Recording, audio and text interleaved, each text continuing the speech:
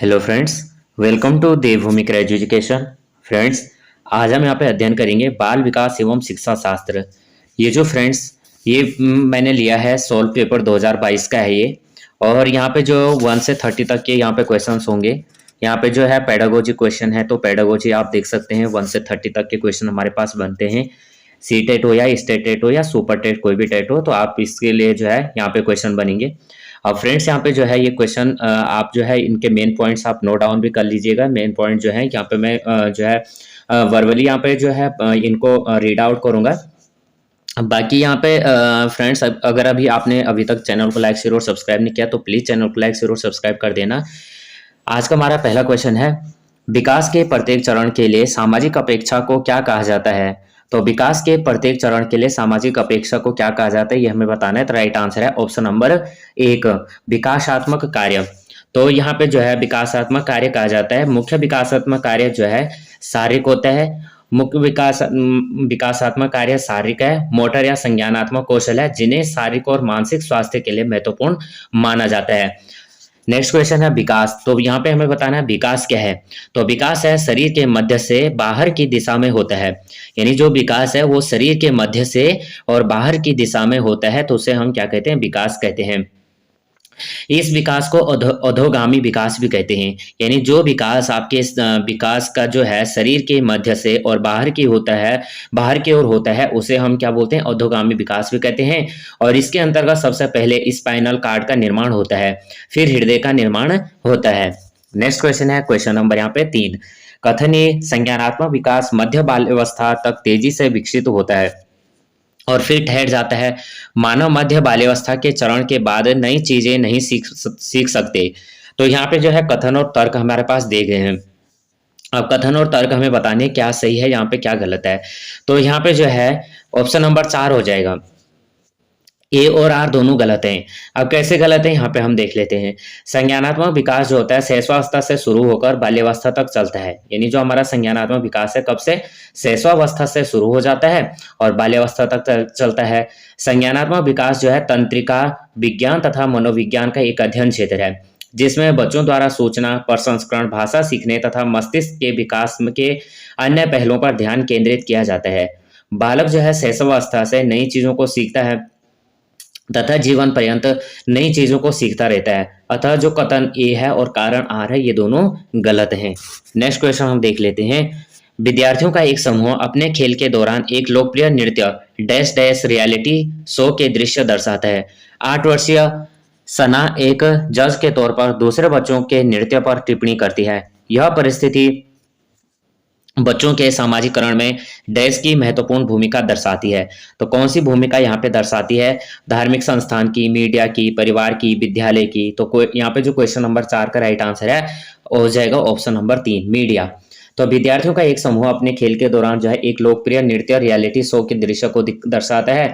8 वर्षीय जो सना है एक जज के तौर पर वहां पे क्या कर रही है, अपने नृत्य पर टिप्पणियां, जो नृत्य किया जा रहा है उस पर टिप्पणियां दे रही है। और ये जो परिस्थिति है बच्चों के सामाजिकरण में, ये सामाजिकरण में मीडिया की महत्वपूर्ण भूमिका दर्शाता है। वर्तमान में मीडिया जो है बालकों को प्रत्येक क्षेत्र में प्रभावित करती है और शिक्षा के अंतर्गत जो है मीडिया का विशिष्ट महत्व होता है। क्वेश्चन नंबर 5 है, जीन पियाजे के संज्ञानात्मक सिद्धांत के अनुसार बच्चे किस अवस्था में वस्तु को कहे गए क्रम में लगाने की योग्यता पा लेते हैं। तो यानी यहाँ पे जीन पियाजे कह रहे हैं कि वह कौन सी अवस्था होती है, वह कौन सी एज की प्रक्रिया होती है, कौन सी अवस्था है कि जब बच्चों को कहा जाए कि इस क्रम में तुम्हें लगाने हैं और वो उस क्रम में उन वस्तुओं को लगा लेते हैं। जैसे आगे से पीछे करना या ऊपर से नीचे करना या छोटे से बड़े लगाना, किसी भी क्रम में जो है चीजों को लगा सकते हैं या वस्तुओं को लगा सकते हैं। तो वो कौन सी एज हो जाएगी मूर्त संक्रियात्मक। वह क्या है, मूर्त संक्रियात्मक। बच्चे की जो अवस्था है वो है मूर्त संक्रियात्मक। तो यहाँ पे जो है जीन पियाजे के अनुसार, सिद्धांत के अनुसार बच्चे मूर्त संक्रियात्मक अवस्था में वस्तुओं को कहे गए क्रम में लगाने की योग्यता पा लेते हैं। जीन पियाजे के अनुसार बालक में मूर्त संक्रियात्मक विकास जो है 7 से 11 वर्ष के मध्य होता है। तो यहाँ पे जो है ये क्वेश्चन हमें याद रखना है कि जीन पियाजे के अनुसार जो बालक होता है, बालक में जो है संज्ञानात्मक सिद्धांत कब होता है, तो वो होता है मूर्त संक्रियात्मक विकास जो होता है 7 से 11 वर्ष की अवस्था में। कब होता है? 7 से 11 वर्ष की अवस्था में जो है बच्चे में एक मूर्त संक्रियात्मक विकास हो जाता है, और इसमें जो है इसके मध्यम और संज्ञानात्मक विकास जो है बच्चे की इंद्रियों और गति के उपयोग से शुरू होता है। अब यहाँ पे अगला क्वेश्चन कर लेते हैं। जीन पियाजे के अनुसार, यहाँ पे जीन पियाजे हो गया, पावलोव हो गया, और यहाँ पे थांडाइक हो गया, इससे संबंधित ये हमें पढ़ने चाहिए, और इससे संबंधित अगर हमारे पास बुक है तो इसके हमें अलग से नोट भी बनाने चाहिए, क्योंकि इनके क्वेश्चन जो है सभी जो भी मनोवैज्ञानिक है इन सभी के क्वेश्चन हमारे पास देखने को सीटेट में हो गया, स्टेटेट में हो गया, ये सभी हमें देखने को मिलते हैं। और इवन स्टेटेट और सीटेट में यहाँ तक पूछा जाता है कि ये कहाँ से बिलोंग करते हैं, जो है इनकी बुक्स तक यहाँ पे पूछी जाती है, जो हमारा स्टेटेट होता है। अदरवाइज यहाँ पे सीटेट में तो बुक्स वगैरह नहीं पूछता है, लेकिन यहाँ पे ये हो सकता है बाकी इनके बारे में पूछ सकते हैं कि किसने कौन सी क्रिया दी रखी है। तो अब क्वेश्चन नंबर 6 हम कर लेते हैं। क्वेश्चन नंबर 6 है, जीन पियाजे के अनुसार एक सतत प्रक्रिया जो मानसिक संरचनाओं को परिष्कृत कर और परिवर्तित करती है तो डैश कहलाती है। तो क्वेश्चन नंबर 6 का यहाँ पे राइट आंसर है ऑप्शन नंबर 4, संतुलीकरण। संतुलितकरण जो है यहाँ पे जीन पियाजे के अनुसार एक सतत प्रक्रिया जो मानसिक संरचनाओं को परिष्कृत और परिवर्तित करती है। अब यहाँ पे जो है जीन पियाजे के अनुसार यहाँ पे जो है परिष्कृत परिवर्तन होता है, संतुलीकरण के माध्यम से ही बालक में अस्थायी समझ का विकास होता है। यानी जब संतुलीकरण होगा उसी के बाद क्या होगा, बालक में स्थायी विकास होगा जो उसकी परिपक्वता को भी प्रदर्शित करेगा। नेक्स्ट क्वेश्चन है, विद्यार्थियों को एक समस्या का हल खोजने में संघर्ष करते देखकर उनकी सहायता के लिए अध्यापिका उन्हें संकेत और आधे सुलझे उदाहरण देती है। लेव वाइगोत्स्की के सिद्धांत के अनुसार यह उदाहरण डैश का उदाहरण है। तो ये हमें बताना है क्वेश्चन नंबर 7। क्वेश्चन नंबर 7 का यहाँ पे राइट आंसर है ऑप्शन नंबर 1, पाड़। अब पाड़ क्या है, तो विद्यार्थियों को एक समस्या का हल खोजने में संघर्ष करते देखकर उनकी समस्या के लिए अध्यापिका उन्हें संकेत और आधे सुलझे उदाहरण देती है। तो लेव वाइगोत्स्की के सिद्धांत के अनुसार यह क्या है, पाड़ का उदाहरण है। पाड़ का उदाहरण है। पाड़ क्या है, तो पाड़ एक शिक्षण विधि है। पाड़ क्या है, एक शिक्षण विधि है जो छात्र को बाहरी सहायता की एक धीमी आवरण के माध्यम से एक समस्या को हल करने, एक कार्य को करने या एक लक्ष्य को प्राप्त करने में सक्षम बनाता है। तो हमें जो है पाड़ भी पता होना चाहिए कि पाड़ क्या है। नेक्स्ट क्वेश्चन देख लेते हैं। क्वेश्चन नंबर यहाँ पे 8 है, निम्न में से किस सिद्धांतकारी ने कहा कि संज्ञानात्मक विकास एक सहयोगात्मक प्रक्रिया है। तो क्वेश्चन नंबर 8 का यहाँ पे राइट आंसर है ऑप्शन नंबर 1, लेव वाइगोत्स्की। लेव वाइगोत्स्की ने कहा कि संज्ञानात्मक विकास एक सहयोगात्मक प्रक्रिया है। वाइगोत्स्की ने जो है बालक के संज्ञानात्मक विकास में भाषा और चिंतन को भी महत्वपूर्ण साधन के रूप में माना है। छोटे बच्चों द्वारा भाषा का प्रयोग केवल सामाजिक संचार के लिए ही नहीं किया जाता, अपितु अपने व्यवहार को नियोजित एवं निर्देशित करने के लिए भी यहाँ पे जो है प्रयोग किया जाता है।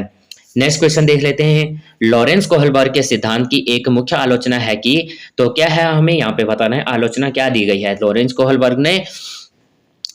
तो यहाँ पे जो लॉरेंस कोहलबर्ग ने यहाँ पे मुख्य आलोचना दी है, उन्होंने दी है कि उसके सिद्धांत में नारी परिप्रेक्ष्य गुण है। क्या है, जो सिद्धांत उन्होंने आलोचना की है, उन्होंने आलोचना की है कि उसके सिद्धांत में नारी परिप्रेक्ष्य क्या है, गुण है। अब यहाँ पे देख लेते हैं कि लॉरेंस कोहलबर्ग ने नैतिक विकास के सिद्धांत में अपने नैतिक विकास का एक व्यवस्थित अध्ययन प्रस्तुत किया, जिसे 3 स्तरों और 6 अवस्थाओं में वर्गीकृत किया गया। तो यहाँ पे लॉरेंस कोहलबर्ग जो है, इन्होंने सिद्धांत की एक मुख्य आलोचना की और उसके सिद्धांत में नारी परिप्रेक्ष्य को क्या क्या उन्होंने गौण कहा, और उन्होंने जो है नैतिक विकास के सिद्धांत में अपने नैतिक विकास को एक व्यवस्थित अध्ययन प्रस्तुत किया, जिसे उन्होंने 3 स्तरों और 6 अवस्थाओं में वर्गीकृत मानी बांट रखा है।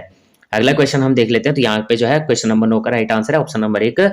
अगला क्वेश्चन है, हार्वर्ड गार्डनर ने सुझाव दिया कि अलग अलग प्रकार की बुद्धियां होती हैं। हार्वर्ड गार्डनर ने सुझाव दिया कि क्या होती हैं, हर किसी में अलग अलग बुद्धि होती है। ये भी बात सही है, हर किसी की अपनी अपनी बुद्धि होती है, किसी की ज्यादा होती स्ट्रांग होती, किसी की कम होती है, कोई मंद बुद्धि का होता है। इस तरह से हम कह सकते हैं कि वो तो क्या है, तेज बुद्धि का बालक है, या कोई मंद बुद्धि का बालक है। जो मंद बुद्धि का बालक होगा वो धीमी गति से सीखेगा, और जो तेज गति का बालक होगा वो क्या करेगा, एकदम से बातों को सीख लेगा। तो यहाँ पे वही क्वेश्चन नंबर 10 कह रहा है कि क्वेश्चन नंबर 10 का यहाँ पे राइट आंसर हो जाएगा ऑप्शन नंबर 4 हो जाएगा, व्यवहारिक। तो कौन सी बुद्धि गार्डनर द्वारा यहाँ पे प्रस्तावित प्रकारों में से नहीं है? तो यहाँ पे हमें नहीं है या है, हमें यहाँ पे थोड़ा ध्यान देना है। तो जो है व्यवहारिक नहीं है। अब यहाँ पे जो है व्यवहारिक बुद्धि गार्डनर द्वारा प्रस्तावित प्रकारों में से एक नहीं है। तो यानी गार्डनर ने यहाँ पे व्यावहारिक बुद्धि का सिद्धांत यहाँ पे कभी नहीं दिया। हावर्ड गार्डनर ने बुद्धि सिद्धांत को प्रतिपादित किया है। तो ये हमें ध्यान देना है कि हावर्ड गार्डनर ने कौन सी बुद्धि को यहाँ पे प्रतिपादित किया। तो कौन सी बुद्धि को किया? यहाँ पे बहुबुद्धि सिद्धांत को। और इसके अनुसार जो है प्रत्येक बच्चों में अलग अलग प्रकार की बुद्धि होती है। जैसे कोई संगीत में पारंगत हो सकता है, तो कोई अभिनय में, कोई लेखन में, तो कोई तार्किक क्षमता में। इन्होंने जो है बुद्धि के इस सिद्धांत को समझने के लिए 8 क्षेत्र भाषागत, तार्किक, गणितीय, देशिक, संगीत, आत्मक, शारीरिक, गति संवेदी, अंतर्वैयक्तिक, अंतर्व्यक्ति, प्रकृतिवादी और इसमें जो है इन्होंने विभाजित किया है। क्वेश्चन नंबर हम 11 कर लेते हैं। इनमें से कौन सा विकल्प एक प्रगतिशील कक्षा के में संरचनात्मक शिक्षण का उदाहरण है? तो क्वेश्चन नंबर 11 का राइट आंसर ऑप्शन नंबर 1 हो जाएगा, विविध स्पष्टीकरण। विविध स्पष्टीकरण जो है प्रगतिशील कक्षा में संरचनात्मक शिक्षण का एक उदाहरण है। अब यहाँ पे जो है विविध स्पष्टीकरण एक प्रगतिशील कक्षा है, संरचनात्मक शिक्षण एक उदाहरण है। विविध स्पष्टीकरण से समझाए गए विषय बालकों में संरचनात्मक का विकास करते हैं, जो बालकों में चहुमुखी विकास के लिए आवश्यक है। क्वेश्चन नंबर यहाँ पे 12 कर लेते हैं। बहुभाषिकता के संदर्भ में निम्न में से कौन सा दृष्टिकोण उपयुक्त है? तो क्वेश्चन नंबर 12 यहाँ पे जो राइट आंसर है ऑप्शन नंबर 3। शिक्षक को सभी भाषाओं का सम्मान करना चाहिए और कक्षा में एक ऐसा वातावरण स्थापित करना चाहिए जो सभी विद्यार्थियों के समावेशन को बढ़ावा देता हो। तो यहाँ पे जो है इसके बारे में हम देख लेते हैं। जो बहुभाषिकता के संदर्भ में शिक्षक को सभी भाषाओं को क्या करना चाहिए? समान रूप से देखना चाहिए और कक्षा में एक ऐसा वातावरण स्थापित करना चाहिए सभी विद्यार्थियों को जो है समावेशन को बढ़ाता है। बहुभाषिकता समावेशी शिक्षा का एक प्रमुख उदाहरण है, जिसके अंतर्गत विविध बालकों को एक साथ पढ़ाया जाता है। तो यहाँ पे जो क्वेश्चन नंबर 12 का राइट आंसर है ऑप्शन नंबर 3 हो जाएगा। शिक्षक को सभी भाषाओं का सम्मान करना चाहिए और कक्षा में एक ऐसा वातावरण स्थापित करना चाहिए जो सभी विद्यार्थियों के समावेशन को बढ़ावा दे। Question number 13। वे बच्चे जो कि अक्सर अपने अभिभावकों को मानकीय जेंडर रेखाओं को पार करते हुए देखते हैं, जैसे कि माता को उपकरण ठीक करते हुए और पिता को बच्चों की देखभाल करते हुए, उनके संदर्भ में। तो यहाँ पे जो क्वेश्चन नंबर 13 कह रहा है, तो क्वेश्चन नंबर 13 का क्या आंसर होगा? Option number 1। कम संभावना है कि वे जेंडर रूढ़ियों का अनुसरण करेंगे। अब यहाँ पे जो है वे बच्चे जो कि अक्सर अपने अभिभावकों को मानकीय और रेखाओं को पार करते हुए देखते हैं, जैसे कि माता को उपकरण ठीक करते हुए और पिता को बच्चों की देखभाल करते हुए देखते हैं, उनके संदर्भ में कम संभावना है कि वे जेंडर रूढ़ियों का अनुसरण करें। जेंडर रूढ़ियां जो है बालकों के मन में स्त्री तथा पुरुषों के मध्य भेदभाव उत्पन्न करती हैं, जो समाज में असमानता की भावना को प्रबल करती है। क्वेश्चन नंबर यहाँ पे जो है 13, क्वेश्चन नंबर अब 14। तो यहाँ पे जो है यहाँ पे एनईपी राष्ट्रीय शिक्षा नीति 2020 के अनुसार आकलन के क्या उद्देश्य हैं? तो यहाँ पे जो है एनईपी को जो है यहाँ पे पीडीएफ दी गई है, 170 पेज के समथिंग है शायद, लेकिन इसमें जो है आप शॉर्ट नोट आप ले सकते हैं। अगर आप ये चाहते हैं कि एनईपी पे वीडियो अगर आप चाहते हैं तो मैं इस पे जो है क्वेश्चन बनाऊंगा या वीडियो इस पे बनाऊंगा एनईपी के बारे में, तो आप लोग जो है यहाँ पे देख सकते हैं। बाकी जो है एनईपी एक बार आप भी खुद रीड आउट आप भी कर सकते हैं, क्योंकि एनईपी से काफी क्वेश्चंस जो है सीटेट में बनते हैं। राष्ट्रीय शिक्षा नीति यहाँ पे हमें बताने क्वेश्चन नंबर 14। तो क्वेश्चन नंबर 14 का यहाँ पे राइट आंसर है ऑप्शन नंबर यहाँ पे 4 है, BCD। तो कौन कौन सा हो जाएगा? अध्यापन अधिगम प्रक्रियाओं को दोहराना, अधिगम और विकास को अनुकूलित बनाना और कक्षा के अंदर और बाहर विद्यार्थियों को समर्थ देना। तो राष्ट्रीय शिक्षा नीति के अनुसार जो है आकलन के क्या उद्देश्य हैं? तो यहाँ पे उद्देश्य हैं कि अध्यापन अधिगम और विकास को अनुकूलित बनाना और कक्षा के अंदर और बाहर विद्यार्थियों को क्या करना? उनका समर्थन देना।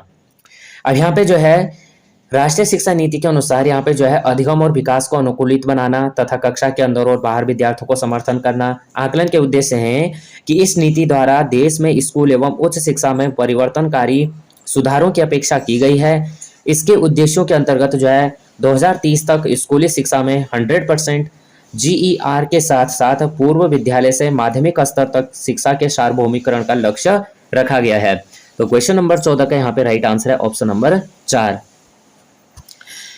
नेक्स्ट क्वेश्चन है गत्यात्मक मूल्यांकन से आप क्या समझते हैं, या जो है गत्यात्मक मूल्यांकन क्या समझने में सहायता करता है। तो ये किसी भी तरह का यहाँ पे जो है क्वेश्चन बन सकता है कि गत्यात्मक मूल्यांकन से आप क्या समझते हैं, या गत्यात्मक मूल्यांकन समझने में सहायता क्या करता है।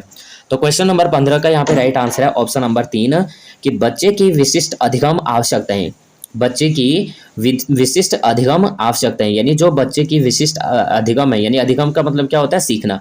बच्चे जो है किन किन विशिष्ट आवश्यकताओं के द्वारा यहाँ पे सीख सकता है, किन किन चीजों से यहाँ पे बच्चा सीखता है। तो यहाँ पे गत्यात्मक मूल्यांकन बच्चे की विशिष्ट अधिगम आवश्यकताएं समझने में सहायता करता है। गत्यात्मक विकास का तात्पर्य उन क्रियाओं पर नियंत्रण से है जो शिशु को परिवेश के साथ समायोजन में सहयोग देती है, जैसे घुटने के बल चलना, खड़ा होना एवं पूर्णतः चलना इत्यादि। तो इस तरह से जो है गत्यात्मक मूल्यांकन का यहाँ पे जो है समझने में सहायता देता है।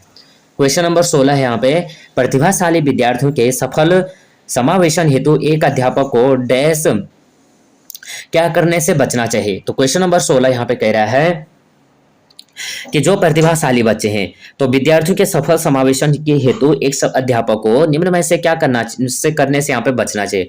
तो ऑप्शन नंबर 3 हो जाएगा, अध्यापक केंद्रित पाठ्यक्रम को लागू करना।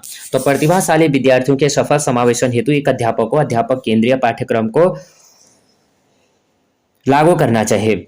अध्यापक केंद्रीय पाठ्यक्रमों में शिक्षक प्रधान होता है और वही पढ़ाए जाने वाले विषयों को का चुनाव करता है, कक्षा में वह प्रधान होता है। नेक्स्ट क्वेश्चन नंबर यहाँ पे 17, एक ऐसा यंत्र तैयार करने के लिए जो विद्यार्थियों की व्यक्तिगत विभिन्नताओं को सम्मान दे और एक अध्यापक को यहाँ पे क्या करना चाहिए। तो क्वेश्चन नंबर 17 का यहाँ पे राइट आंसर है ऑप्शन नंबर 2, अधिगम गति और परिप्रेक्ष्यों में विविधता को स्वीकृति। तो क्वेश्चन नंबर 17 है कि एक ऐसा तंत्र तैयार करने में के लिए जो विद्यार्थियों की व्यक्तिगत विभिन्नताओं को सम्मान दे, एक अध्यापक को अधिगम गति और परिप्रेक्ष्यों में विविधता को स्वीकृति प्रदान करनी चाहिए। ऐसा करने से विद्यार्थियों की व्यक्तिगत विशेषताओं का विकास होता है जो बाल विकास के लिए अति आवश्यक है। क्वेश्चन नंबर 18 देख लेते हैं। एक विद्यार्थी कक्षा में ध्यान नहीं दे पाता है, आसानी से दूसरी ओर आकर्षित हो जाता है, नियुक्त स्थान पर नहीं बैठ पाता है, बेचैन रहता है और वस्तुएं खो देता है। तो क्वेश्चन नंबर 18 का यहाँ पे हमें राइट आंसर बताना है कि आप यहाँ पे क्या राइट आंसर हो सकता है। तो क्वेश्चन नंबर 18 जो कह रहा है कि एक विद्यार्थी जो है कक्षा में ध्यान नहीं दे पाता है और आसानी से जो है दूसरी ओर आकर्षित हो जाता है। तो यहाँ पे क्या है, यहाँ पे बेचैन रहता है और यहाँ पे वस्तुएं को क्या कर देता है, खो देता है। तो यह किस संकेतक के जो है यह क्या संकेत देता है। तो क्वेश्चन नंबर 18 का यहाँ पे राइट आंसर है ऑप्शन नंबर 1, अवधान न्यूनता अति सक्रियता विकार के। तो क्वेश्चन नंबर 18 यहाँ पे 1 हो जाएगा कि अवधान न्यूनता अति सक्रियता विकार के कारण विद्यार्थी कक्षा में ध्यान नहीं दे पाता है, आसानी से जो है दूसरी ओर आकर्षित हो जाता है, नियुक्त स्थान पर नहीं बैठ पाता है और बेचैन रहता है और वस्तुओं को यहाँ पे खो देता है। तो यहाँ पे जो क्वेश्चन नंबर 18 का राइट आंसर है ऑप्शन नंबर 1 हो जाएगा, अवधान न्यूनता अति सक्रियता विकार के। क्वेश्चन नंबर यहाँ पे 19 है, श्रवण बाधिता वाले विद्यार्थियों के समावेशन हेतु एक अध्यापिका को। तो क्वेश्चन नंबर 19 का यहाँ पे राइट आंसर में बताना है, उस वक्त बोलने से बचना चाहे जब विद्यार्थी उसका चेहरा ना देख पाए। तो क्वेश्चन नंबर 19 का राइट आंसर है ऑप्शन नंबर 1, श्रवण बाधिता वाले विद्यार्थियों के समावेशन हेतु एक अध्यापिका को उस वक्त बोलने से बचना चाहे जब विद्यार्थी उसका चेहरा न देख पाए। कक्षा में बच्चों का समावेशन तभी होगा जब बच्चे अपने साथ के बच्चों को प्रत्यक्ष रूप से जान सकेंगे। इससे बालकों में सामूहिकता की भावना का जन्म भी होता है। क्वेश्चन नंबर यहाँ पे 20, ऐसी गतिविधियों का चयन कीजिए जिसमें अंतर्दृष्टि और विविध प्रकार के उत्तर देने की संभावना है, वे किससे समुन्नत करती हैं। तो क्वेश्चन नंबर 20 का यहाँ पे राइट आंसर ऑप्शन नंबर 2 हो जाएगा, सृजनात्मकता को। तो सृजनात्मकता को जो है ऐसी गतिविधियां अंतर्दृष्टि और विविध प्रकार के उत्तर देने की संभावना है। अब यहाँ पे सृजनात्मकता को समुन्नत करती है। सृजनात्मकता अथवा रचनात्मकता किसी वस्तु, विचार, कला, साहित्य से संबंध किसी समस्या का समाधान निकालने आदि के क्षेत्र में कुछ नया रचने, आविष्कृत करने या पुनर्सर्जित करने की प्रक्रिया है। क्वेश्चन नंबर 21, परीक्षा में कम अंक पाने वाले विद्यार्थियों को। तो परीक्षा में जो है कम अंक पाने वाले विद्यार्थियों को क्वेश्चन नंबर 21 तो ऑप्शन नंबर 4 हो जाएगा कि उसकी व्यक्तिगत आवश्यकताओं के अनुसार सहायता देनी चाहिए, उसकी व्यक्तिगत आवश्यकताओं के अनुसार सहायता देनी चाहिए।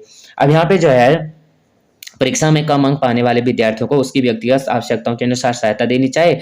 ऐसा करने से विद्यार्थियों की व्यक्तिगत गलतियों में सुधार होगा, जो उनके प्रतियोगी प्रदर्शन में लाभदायक होगा। Question number 22। क्वेश्चन नंबर 22 कह रहा है कथन एक अर्थपूर्ण अधिगम के लिए नई सामग्री को बच्चे के मौजूदा ज्ञान से जोड़ना आवश्यक है। क्वेश्चन नंबर 22 कह रहा है कि अर्थपूर्ण अधिगम के लिए नई सामग्री को बच्चे के मौजूदा ज्ञान से जोड़ना आवश्यक है और अधिगम एक रेखीय तरीके से होता है। तो क्वेश्चन नंबर 22 का राइट आंसर यहाँ पे हमें बताना है ऑप्शन नंबर 3 ये सही है, किंतु आर गलत है। तो क्वेश्चन नंबर 22 अर्थपूर्ण अधिगम के लिए नई सामग्री को बच्चे के मौजूदा ज्ञान से जोड़ना आवश्यक है जिससे बालक के ज्ञान का विस्तार हो सके। अधिगम बहुरेखीय तरीकों से होता है जो बालक के जन्म से लेकर मृत्यु तक चलता है। क्वेश्चन नंबर यहाँ पे कर लेते हैं 23। विद्यालयों को निम्न में से सफलता की किस धारणा को चुनौती देनी चाहिए। क्वेश्चन नंबर 23 है कि विद्यार्थियों को निम्न में से सफलता की किस धारणा को चुनौती देनी चाहिए। क्वेश्चन नंबर 23 तो ऑप्शन नंबर 1 हो जाएगा विद्यार्थी विद्यालयों में स्वयं को दूसरों से बेहतर प्रमाणित करने सफलता प्राप्त करें। तो यहाँ पे जो है विद्यालय में स्वयं को दूसरों से बेहतर प्रमाणित करके सफलता प्राप्त करने वाली धारणाओं को चुनौती देनी चाहिए, क्योंकि इस प्रकार की धारणा प्रतिस्पर्धा की ऐसी भावना को जन्म देती है जो मुख्यतः ज्यादा अंक लाने पर आधारित होती है, जो विद्यार्थी के नकारात्मक विकास में सहयोग प्रदान करती है। क्वेश्चन नंबर यहाँ पे 24। किसी संप्रदाय को पढ़ाते समय एक अध्यापिका को निम्न में से क्या नहीं करना चाहिए। क्वेश्चन नंबर 24 तो ऑप्शन नंबर 4 है कि गैर उदाहरणों और अपवादों के सम्मिलित का वर्जन। गैर उदाहरणों और अपवादों के सम्मिलित का वर्जन। किसी संप्रदाय को पढ़ाते समय एक अध्यापिका को गैर उदाहरणों और अपवादों में सम्मिलित वर्जन नहीं करना चाहिए, क्योंकि ऐसा करने से बालक के विषय में रुचि नहीं रह जाती, जो शिक्षण प्रक्रिया के अंतर्गत का सही क्रिया नहीं है। क्वेश्चन नंबर यहाँ पे 25 है निम्न में से अधिगम की कौन सी तकनीकी पर एक अध्यापिका को बल देना चाहिए। तो क्वेश्चन नंबर 25 है ऑप्शन नंबर 2 संरचनाबद्ध अन्वेषण की प्रक्रिया द्वारा अधिगम। तो क्वेश्चन नंबर 25 है संरचनाबद्ध अन्वेषण की प्रक्रिया द्वारा अधिगम तकनीकी पर एक अध्यापिका को बल देना चाहिए। संरचनाबद्ध अन्वेषण बालकों में सृजनात्मक वृद्धि का विकास करते हैं, जो बालक के चहुमुखी विकास के लिए आवश्यक है। इस प्रकार की प्रक्रिया नई खोज को भी प्रत्यक्ष रूप से सामने लाने का कार्य भी करती है। क्वेश्चन नंबर यहाँ पे 26। क्वेश्चन नंबर यहाँ पे 26 कह रहा है निम्न में से कौन सा बाह्य अभिप्रेरणा का उदाहरण नहीं है। बाह्य अभिप्रेरणा का उदाहरण नहीं है ये हमें बताना है। क्वेश्चन नंबर 26 तो यहाँ पे ऑप्शन नंबर 2 है रुचि। तो रुचि जो है बाह्य अभिप्रेरणा का उदाहरण नहीं है। अभिप्रेरणा या प्रेरणा आंतरिक या बाह्य हो सकती है। इस शब्द का प्रयोग जो है सामान्य तौर पर व्यक्तियों के लिए किया जाता है, लेकिन सैद्धांतिक रूप से पशुओं के व्यवहार के कारणों की व्याख्या के लिए भी इसका प्रयोग किया जाता है। रयान और डैसी ने 1999 में के अनुसार बाहरी अभिप्रेरणा और उन गतिविधियों को संदर्भित करती है जो उक्त कार्य को एक अलग करने योग्य साधन प्राप्त करने के लिए की जाती है। क्वेश्चन नंबर यहाँ पे 27। निम्न में से कौन सा भाव विद्यार्थियों के अधिगम में बाधक रहेगा। क्वेश्चन नंबर 27 कह रहा है कि कौन सा भाव जो है अधिगम में बाधक रहेगा। तो 27 का ऑप्शन नंबर 4 है निराशा। तो विद्यार्थियों को अधिगम या सीखने में निराशा भाव बाधक होता है। सीखना या अधिगम एक व्यापक सतत एवं जीवन पर्यंत चलने वाली महत्वपूर्ण प्रक्रिया है। मनुष्य जन्म के उपरांत ही सीखना प्रारंभ कर देता है और आजीवन कुछ न कुछ सीखता रहता है।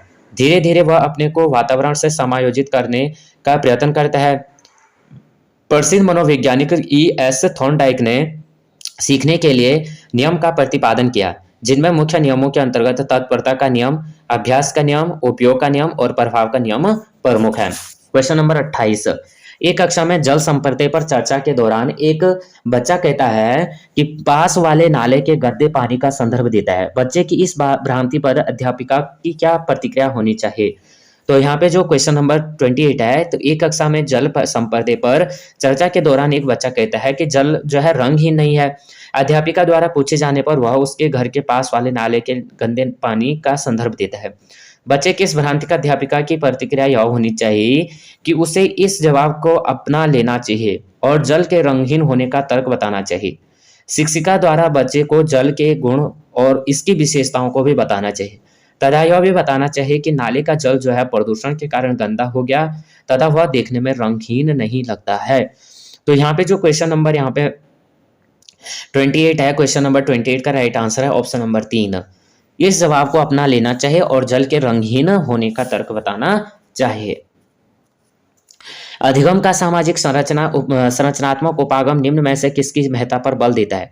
तो 29 यहाँ पे ऑप्शन नंबर 3 है कि सांस्कृतिक संदर्भ। अधिगम जो है सामाजिक संरचनात्मक उपागम सांस्कृतिक संदर्भ की महत्ता पर बल देता है। इसके अंतर्गत यदि समाज तथा संस्कृति शिक्षित एवं स्वास्थ्य होगी तो उस समाज के बच्चे में सीखने की उत्सुकता अधिक होगी। आडंबर मुक्त समाज में बच्चों का स्वतंत्र मानसिक विकास प्रगतिशीलता का सूचक है। प्रगतिशील समाज व संस्कृति आधुनिकता के पोषक है। क्वेश्चन नंबर यहाँ पे 30, क्वेश्चन नंबर 30 कह रहा है अधिगम सबसे अधिक प्रभावशाली और अर्थपूर्ण होगा यदि, तो क्या होगा क्वेश्चन नंबर 30? तो ऑप्शन नंबर यहाँ पे हो जाएगा 1, यह संदर्भित रूप में हो। यह संदर्भित रूप में अधिक सबसे अधिक प्रभावशाली और अर्थपूर्ण होगा तो यदि यह संदर्भित रूप में हो। तो अधिगम सबसे अधिक प्रभावशाली और अर्थपूर्ण तभी होगा जब यह संदर्भित रूप में होगा। संदर्भ के रूप में दी गई शिक्षा बालकों में स्थायी ज्ञान का निर्माण करती है जो भविष्य में उस शिक्षा को याद रखने में सहायता भी देती है। तो यहाँ पे फ्रेंड्स जो है हमने 30 क्वेश्चन यहाँ पे कंप्लीट कर लिए। अगर आपने थोड़ा भी ये क्वेश्चन जो है हेल्पफुल लगते हैं तो प्लीज़ वीडियो को लाइक शेयर और सब्सक्राइब कर देना। अगर आपने जो है बेल आइकन को भी यहाँ पे प्रेस कर लीजिएगा क्योंकि ये क्वेश्चन जो है फ्रेंड्स इस तरह के जो सभी अभी तक के जो मॉडल पेपर हैं और जो यहाँ पे सॉल्व पेपर हैं ये सभी के जो है एक एक करके मैं जो है यहाँ पे अपलोड कर रहा हूँ। तो आप इन्हें जो है बेल आइकन को प्रेस कर लीजिए, यहाँ पे आपको नोटिफिकेशन भी मिलता रहेगा। अगर आपको थोड़ा भी हेल्पफुल लगेंगे तो प्लीज़ वीडियो को लाइक शेयर और सब्सक्राइब कर देना। जय हिंद, जय भारत।